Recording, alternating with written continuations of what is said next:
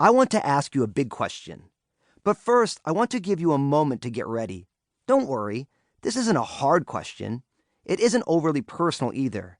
But it is an important question, and you don't want to overthink the answer. Are you ready? Take a moment. Breathe in. Breathe out. Here it is. What is the happiest moment you can remember? You got it?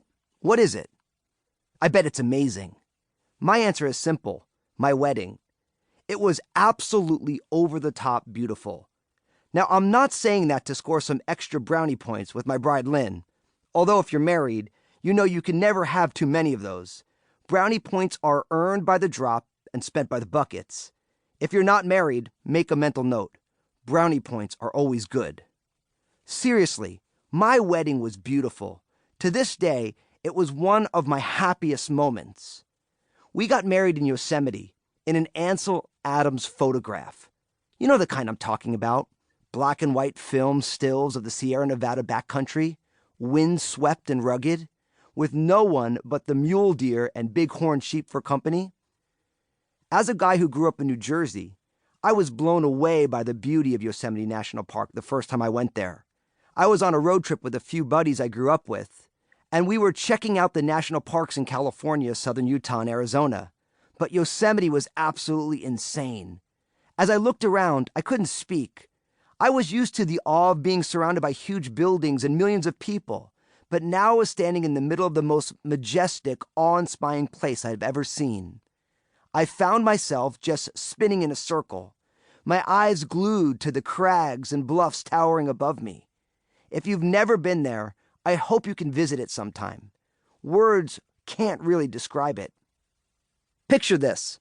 Almost 95% of the park, around 750,000 acres of land, is wild and mountainous, some of the most untouched wilderness we've got left in the United States.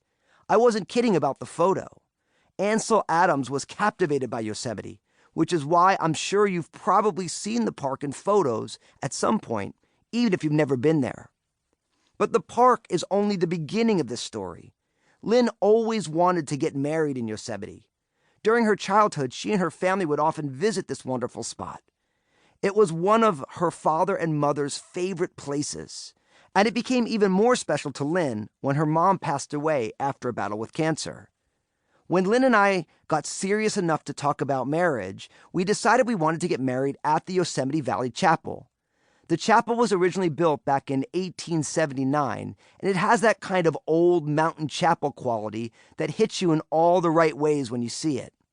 It's located in the crook of the valley, and when you look around, you realize you are literally ringed on all sides by cliffs bigger than anything you've ever seen, pockets of meadows, and, as if it weren't breathtaking enough, an incredible view of Yosemite Falls. What could be more beautiful, romantic, and memorable than getting married in such a stunning spot and on the first day of spring? Lynn and I couldn't think of anything we'd like better. So imagine our excitement when we called the park service and a ranger told us that the chapel was available for that date. We couldn't believe our luck.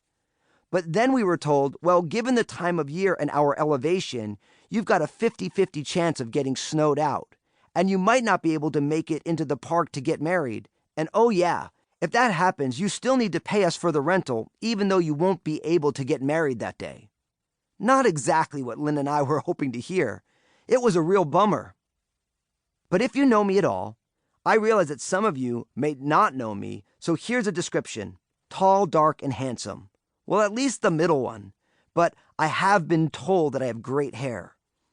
We said, if God wants it to happen, it'll happen. Let's just go ahead and plan it and pray that the park is open. And you probably have an idea how things went down. We got snowed out. No, we didn't get snowed out, you stinkers. By the way, I truly don't know how you smell, but I'm sure it's, oh well, never mind.